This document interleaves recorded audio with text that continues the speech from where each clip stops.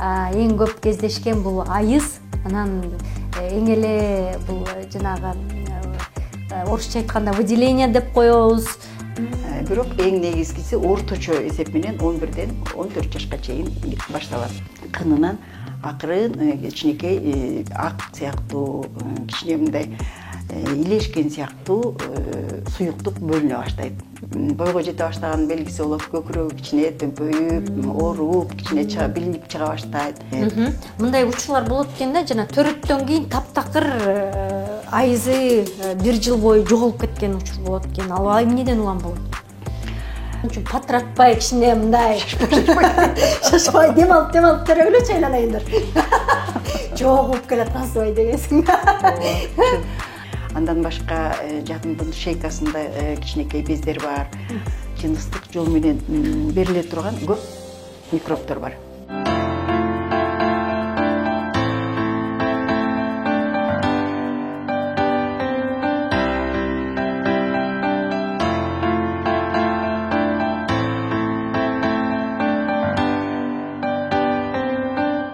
Саламатсыздарбы, урматтуу YouTube каналымдын көрүүчүлөрү, өзгөчө айымдар. Бүгүн сиздерге тиешелүү тема болот.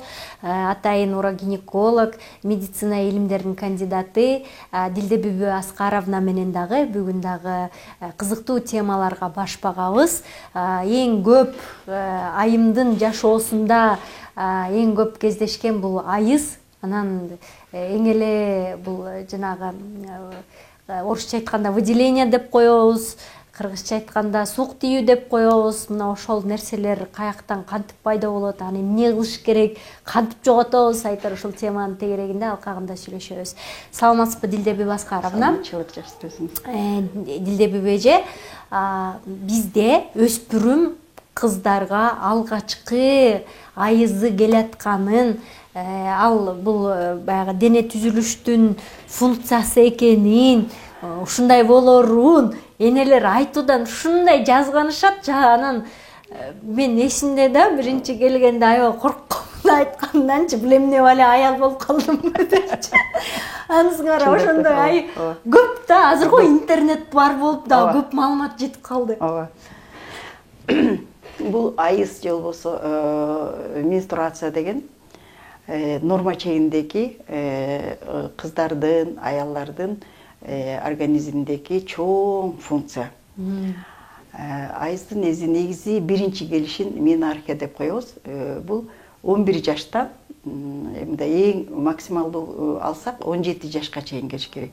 Бирок эң негизгиси орточо эсеп менен 11ден 14 жашка чейин башталат.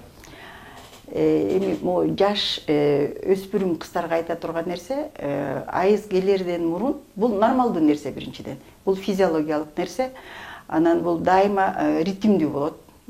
Ай сайын алардын да азыр эмелерин айтып кетет. Айыз келерден мурун 3 ай мурун, 6 ай мурун, эң узагы 11 ай мурун алдын ала бели деп коет, же болбосо кыздардын кынынан акырын кичинекей ак сыяктуу, кичине мындай илешкен сыяктуу суюктук бөлүнө баштайт. Көп эмес, азыраак. Ошондо дагы кыздар коркпош керек. Андан бул норма чегиндеги нерсе. Бул баягы кыздардын, өспүрүмдөрдүн жыныстык органдары, аял катары даярдап аткан, даярдоонун башталышы деп билсек болот. Андан кийин эң биринчи айыз келет. Айыз келгенде бул жалаң эле прям кан эмес, күрөңүрөөк, кочкулуураак, кээде ошо шилекей сыяктуу бул жер аралашкан кындан чыга турган суюктук. Көбүнчө кан түрүндө болот. Бул эң негизгиси жатындын ички слою, эндометрий, ички катмары бир сыйра шыпырылып түшөт.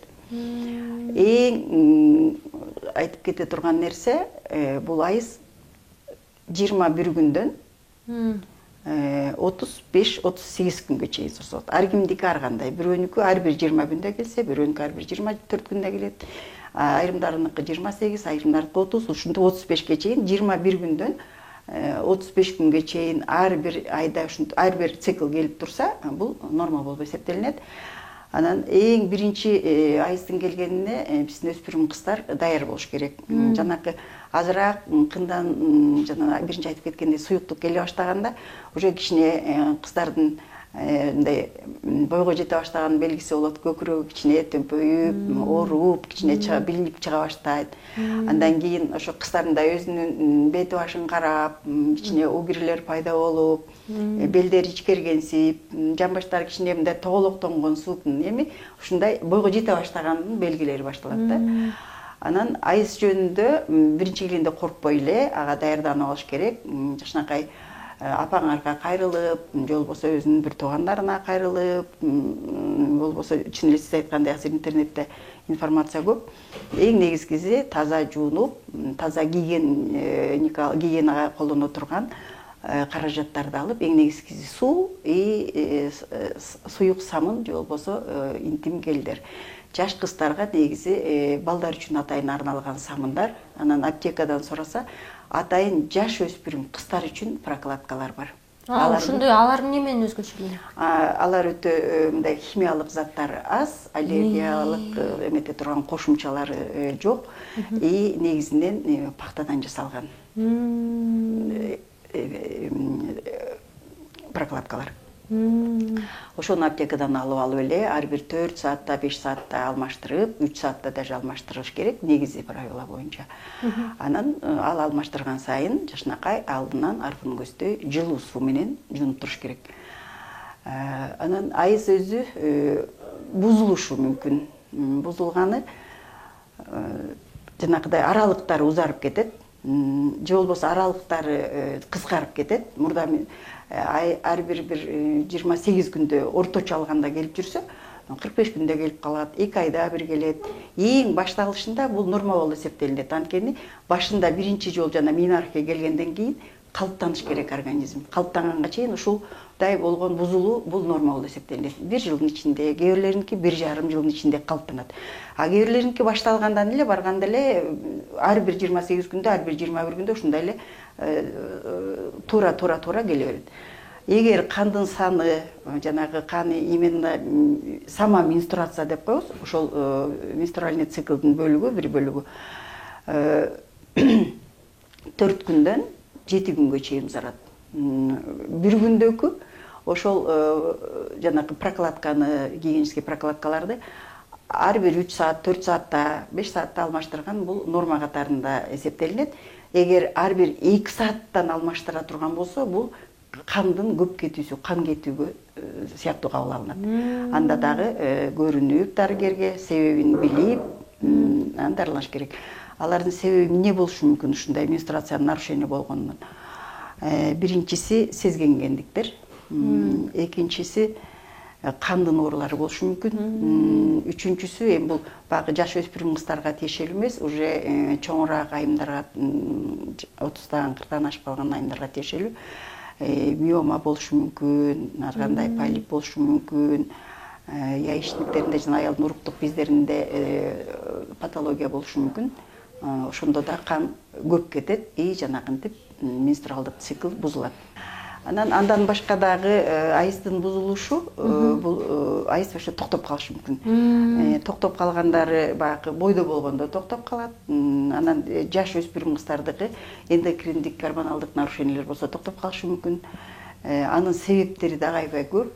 Себептери эң негизинен сезгенгенүү, суук тийүү деп атабыз, эндокриндик жана гормоналдык бузулуулар. Андан башка ушуну улам кайталап атам, анткени азыр ушу жашоодо өзү жана стресс көп да, нервный стресс ошондон да болушу мүмкүн. Анан дагы айыздын токтоп калганын бир жакшы себеби ал бойго болуу. Анын бойго болууну тез эле аныктап алышса болот. Тестти аптекага барып эле сразу 30 сомго тест алып эле коюп койсо, ал бойдо барбы жокпу сразу эле билинет. Мындай учурлар болот экен да, жана төрөттөн кийин таптакыр айызы 1 жыл бою жоголуп кеткен учур болот экен. Ал эмнеден улам болот? Бул дагы төрөттө жанагы бүт көп аябай иммундук, нервный системанын, гормоналдык системанын толук өзгөрдү да, төрөгөнгө даярданды. Ошол 9 айдын ичинде баланын төрөгөн чөктү. ошол мезгилден кийин төрөп бүткөндөн кийин еще баланы эмизет дагы жанакыдай эмелер өзгөрүүлөр болот. Сүт чыгып аткан, сүт эмизип аткан кезде. Ошол жанакы бойго болуп бала төрөлгөнгө чейин бузулган гормоналдык башка өзгөрүүлөр кайра калыптаныш керек. Ар кимдики ар кандай калыптанат. Бирөөнүкү бул индивидуально да, ал адамдын түзүлүшүнөн, генинен, тамактанышынан, уйкусунан, өзүнүн даже психологиялык ойлонуусунан дагы түз көз каранды да. Ошол кээ бирөөнүкү уже өзү негизи төрөгөндөн кийин 40 күнгө чейин ошо кичине кан аралаш суюктук келип турат. 40 күндөн кийин ал токтойт. Анан ошондон кийин эле бир айдан кийин эле келип ар сайын келе баштайт. Бул аялдыкы, значит, жанакы өзгөрүүлөрдүн баары тез нормалдашты. Кээ бир аялдыкы 2 жылга чейин созулушу мүмкүн. Ошол жанакы ошол аялдын, ошол төрөгөн айымдын организмдеги жана өзгөрүүлөр ушундай шашпай, давранында себептери болушу мүмкүн, калыптанды да. Бул эми мындай оору катары кабыл алынбайт. Бул просто ар кимдин ошо организмдеги өзгөчөлүк болуп эсептелинет. Аны коркпой эле күтүш керек, качан келет, аны стимулировать этип кандайдыр бир дарылар менен чакырыштын кереги жок. Бирок кээде 2 жылга чейин келбей калса, баланы эмизип атканда дагы жанакы овуляция процесси жүрүп бойго болуп калышы мүмкүн. Ошон үчүн кичине киши байкап, мындай өтө келбей калса, 1 жылдан кийин ошо бойго болтурбаганга аракет кылып карап туруш керек. Тез бойго болгондо эле өзүнчө организм үчүн өтө чоң оор жумуш да, стресс даже баланы эмизип атканда эле болуп калса. Ошон үчүн патыратпай кичине мындай шашпай дем алып төрөгүлөчү айланайындар. Жок уп келаткансыбай дегенсиң. Дилде айым сезгенүү айымдарда дайыма выделение чыгып турганы нормабы? Негизи чыгып туруш керекпи, же тим эле таптаза болуп туруш керекпи? Өзү жанагы менструациянын циклына жараша, менструациянын келердин астында кичине өзү айылдын суюктуктары кынынан көбөйөт келгени. Анан кургак болбойт. Анткени жатындын ичинде жанакы эндометрий деп коебуз, өзү булжырлуу эмеси, катмары менструацияга даярданып, өсүп, кайра менструация бүткөндөн кийин толук шыпырылып түшүп, андан башка жатындын шейкасында кичинекей бездер бар, андан башка кындын өзүндө кичинекей бездер бар. Анан аялдын кичи жана чоң жана жыныстык губа бар, ошондо дагы өзүнчө кичинекей бездер бар. Ошолордун баары өзүнүн секретин бөлүп чыгарып турат, өзүнүн ошо иштеп турат. Алар бирок нормадагы суюктук агыш көп санда эмес, менструациянын келердин алдында кичине көбөйөт. Менструациядан кийин азаят, менструациянын орто ченинде да азаят. Бул норма. Анан эң сезгенгенде ириң аралаш келиши мүмкүн, өзгөрүлөт, саргарып калат. Анан даже ириң накта ириң болуп, кээде бул баягы сезгенген аябай күчөп кеткен кезде жашыл сыяктуу болуп, коюу болуп, анан бир жыттар пайда болушу мүмкүн. Андан башка сүт сыяктуу болуп, мындай ак болуп, суюк болуп агышы мүмкүн. Бул дагы ошо сезгенгендин белгиси. Андан башка кичинекей мындай бир быштакка окшоп чыгышы мүмкүн. Бул молочницанын жанагы кандидоздун белгиси. Дагы бир трихомонадалык вагинит деген оору бар. Анда даже көбүктөнүп чыгат. Көбүктөнүп жашыл катары болуп, анан көп келет. Ачыштырат, кычыштырат, мындай кандайдыр бир ыңгайсыз мындай нерселерди пайда кылат да.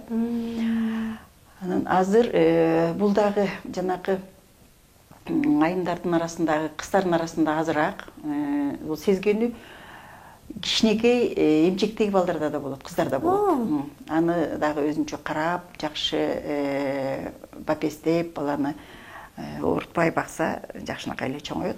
Анан кийин өспүрүмдөрдө азыраак кездешет сезгенүү.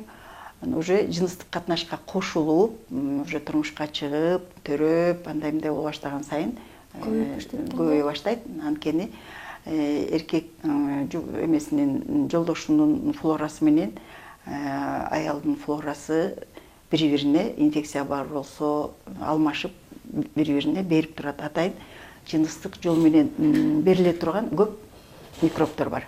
Ошолор сезгенүүнү чакырат. Андагы сезгенүүнүн азыркы мына аябай көбөйгөнү гинеколог врачка, дарыгерге, поликлиникага же болбосо башка өзүнчө клиникаларга, менчик клиникаларга келген бүт пациенттерди 100% деп алсак, ошонун ичинен 65% аялдар ушу сезгенүү менен кайрылат да. 10 киши келсе, 6,5 кишиси сезгенүү менен кайрылат. Анткени мунун себептери аябай көп. Биринчиден, азыр сексуалдык же болбосо интимдик жашоого адамдар мындай жеңил ойлуураак менен карап калды да.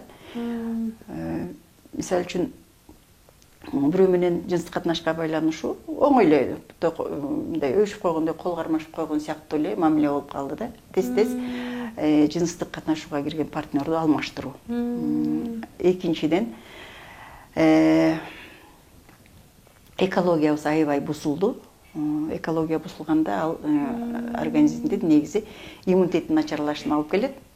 Кайра эле иммунитет начарласа, айлана чөйрөдө стафилококк, стрептококк башкалар көп. Адам аябай ошол микробторду кабыл алганга тез кабыл алчу болуп калат да. Андан башка жана төрөт, ар кандай гинекологиялык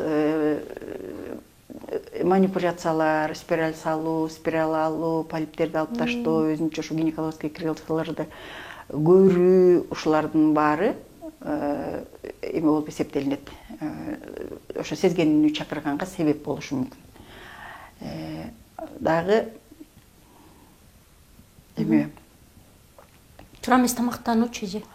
Ушу туура эмес тамактануу бизде азыр аябай чоң көйгөй. Анткени жанагы газдалган суюктуктарды ичүү, өтө көп кофеин эмесинде ичинде кофеин бар суюктуктарды ичүү, кофе, өтө жанагы коюу кара чайларды ичүү. Көп чайда деле кофеин бар, бирок аны өтө коюу ичпеш керек да. Андан башка тамактардын азыр көбүнчө даамын жакшыртыш үчүн көп кошумчаларды кошушат да. Ошолордун көбү эле иммунитетке начар экен. Неме ушундай сезгенген учурда аны кантип дарылайбыз? Кээде жөн эле свече салып коебуз 10 күн. Өзү бул сезгенүүнүн эң негизги аялдардын сезгенүүсүнүн көбүнчө жанагы өтүшүп кетиши бул эме да. Мисалы үчүн тамагың куруса, ангина болсоң, сразу тамагың куруйт, жута албай каласың, ысытмай чыгат, дене табың көтөрүлөт, ооруйт. Айласыздан эле эме ошол абалда эле докторго кайрылат, дарыгерге кайрылат. Гинекологиялык органдардын, жыныстык органдардын аял кишинин сезгениши мындай кичине мындай стертүү формада өтөт да. Ичте кичине түшүнүксүз бир ичтин киндиктин айланасы ооруйт, табарсыктын үстү ооруйт, ичтин бир төмөнкү ылдый жактары ооруйт. Анан эгер көбүнчө гинекологиялык сезгенүүлөр мындай дене табың көтөрүлбөйт. Ошонусу менен дагы мындай көтөрүлсө дагы кичинекей субфебрильный температура деп коебуз, 37,2, 37,5ке чейин көтөрүлүп, эртең менен түшүп калып. Ошон үчүн аял кишилер багы балага алаксыз жумуштар эме аябай жоопкерчиликтүү келет, түйшүктүү келет. Ошолор менен жүрүп эле багы сезгенген убагында ошол биринчи жолу пайда болгондо дарыгерге кайрылбай, ошону толук дарылоого көңүл бурбай калынат да. Ошондон анан күчөп кетет дагы. Анан кийинки уже анын кабылдоолору жанагыдай тукумсуздук, башка миомалар, ириңдеп кетүү, перитонит деген эрозиянын баары ошондон чыгат. Эрозиянын көбү ушундан чыгат. Ошон үчүн мен айымдарга, жаш өспүрүм кыздарга деле мындай кайрыларым. Азыраак кындан суюктук келе баштаса, жанагыдай өң өзгөргөн, же көбүрөөк, же кычыштырса, ачыштырса, зара кылганда ачыша баштаса, зара кылып бүткөндө ооруй баштаса, болбосо жыныстык катнашка кошулганда мындай дискомфорт берсе, сөзсүз эле мындай катуу оорубайт. Ичине ыңгайсыз нерселер пайда кылса, же болбосо ошо ич ооруса түшүнүксүз бир ооруганда сөзсүз гинеколог дарыгерге кайрылып, тактап, убагында ошол дарылап коюш керек. Кантип дарылайт эже? Капельница алабы, укол алабы, свеча коебу, дары жейби? Аябай жакшы суроо бердиңиз. Эми өзү Бизме керек да? Гинекологиялык оорулардын көбү ошол тактаган учурдагы пациенттин абалынан көз каранды да. Эгер аябай күчөп турган өткүл оорунун убагы болсо, сөзсүз антибактериалдуу терапия беребиз, иммундук терапия беребиз, суюктуктарды тамырга куюу жолу менен, капельница жолу менен дагы дарылайбыз. Анан ал негизги этапты бүтүп кичине жеңилдеп калгандан кийин массаж, физиотерапия деген бар, анан лазеротерапия бар, ультра үндүк жолдор менен дарылар бар, дарылануу жолдору көп. Анан жана сиз айтып кеткендей, биринчи антибактериалдык бул адамдын денесине толук таасир эте турган дарылар. Андан башка мындай орунду же болбосо местный дарылоо болот. Азыр свечилер аябай көп. Мурда көбүнчө ванночка жасайбыз, спринцование жасайбыз деп эле ушинте берчү, бирок ал кезде свечалардын составы бир мындай азыраак эле түрлөрү бар болчу. Азыр эми ошол процедуралар жасалбай деле калды. Булар баягы инвазивный, көп инфекцияны наоборот мындай жугуштуу ооруларга чейин жугуштуруп кое турган сыяктуу методдорго айланып, алар баягы кичине эскирип калган ыкмаларга кирип калды. Свечалардын түрү аябай көп. Ошол свечалер дагы именно кындын, анан кийин жадындын моюнчасын дарылаганга аябай жакшы таасирлерин берет. Сон Эмелер, составдары аябай жакшы эмелер бар, свечалер бар. Анан немени айтып койбойлукпу? Айыз келип аткан учурда эркек менен кошулбаш керек. Же болбосо бүтө үйүндө атканда жанталашып кошулуп ишет. Анан монтип ар кандай молочница болуп ооруп атканда эркек кошо дарыланыш керек деген нерселерди. Бул дагы аябай жакшы суроо. Аябай сиз гинекологияны аябай жакшы билет экенсиз. Гинеколог болсом окуп Эми өзү айыз келип аткан учурда биринчиден бул жыныстык катнашка кошулуу өзүнчө мындай ыңгайсыз нерсе да. Бул мындай жөнөкөй эле карап алганда ошо кошулса, кан келип атса, бул ыңгайсыз нерсе. Биринчиден бул жөнөкөй адам катары эле биз караганыбызда да. Анан экинчиси жана айтпадымбы, аялдардын жыныстык органдары сырткы чөйрө менен, анан ички чөйрө менен байланыштырып турат. Ички өңдөй менен сырткы чөйрөнү байланыштырып турат. Менструация келген учурда ошо жатындын моюнчасы ачылат. Мындайча айтканда жатын ачык сырткы. Ар кандай микробду прям кабыл алганга даяр. Анан өзү ошол айыз жана келип аткан кан менструация учуру, ушул менструация жана именно кан келип аткан учур 4 күн, 7 күн деп атпайсызбы?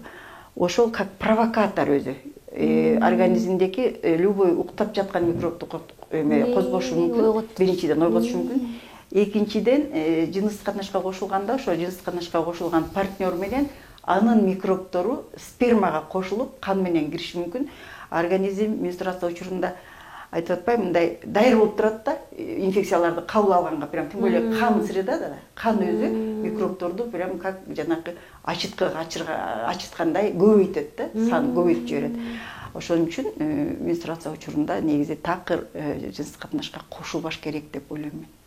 Бул менин эле оюм эмес, бүткүл дүйнө жүзүндөгү дарыгерлердин ою.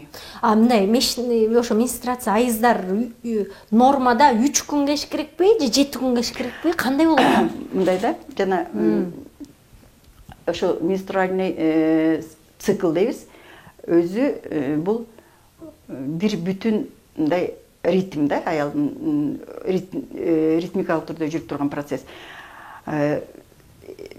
менструацияны цикл дегенибиз ошо бүгүн башталса, менструациянын биринчи башталган күнүнөн экинчи менструациянын кайра башталган күнүнө чейин ошол цикл деп аталат да. Бир менструальный цикл. Ал 21 күндөн 35, даже 38 күндөргө чейин болушу мүмкүн. Бул дагы ар бир өспүрүмгө, өспүрүм кыздарга, айымдарга бул мүнөздүү да. Ар кимге анан индивидуально мындай. Ар кимдики ар кандай келет, ар кимдин организмине жараша. Анан жанакы именно менструация деп аталган жанакы кан келип турган убакты ошол 4 күндөн 7 күнгө чейин. Бирөөнүкү 4 күн, бирөөгө 7 күн нормальный. Андан ашып кетсе уже норма эмес. Анан жана дагы айттым, прокладканы ар бир 2 сааттан же 2 саатка чейин жетпей алмаштырса, бул дагы норма эмес. Анда бул кан кетүү болуп саналат. Жана молочница же выделение учурунда толук айыкмайынча эркектер менен кошулбаш керекпи? Өзү жана эркектерди да дарылайбызбы? Мындай түшүнүк бар. Жыныстык жол менен берилүүчү микробдор, же болбосо инфекциялар. Ошол жанакы выделение келип, жанакыдай сезгенүүнүн белгилерин толук эле жакшы эле айттык. Ошондой белгилердин бирөөсү пайда болсо, сөзсүз айымдар гинекологко келип мазок тапшырат. Андан кийин гинеколог дарыгер карап туруп, ошол инфекцияларга дагы тапшыртыш керек негизи. Анан инфекциялар бар кичине финансовый жактан финансы зарпталат, ошон үчүн баары эле ошого макул болбойт да. Инфекцияларды тапшырсак, жыныстык жол менен жуккан микробдор бар болсо, сөзсүз экөө тең дарыланат.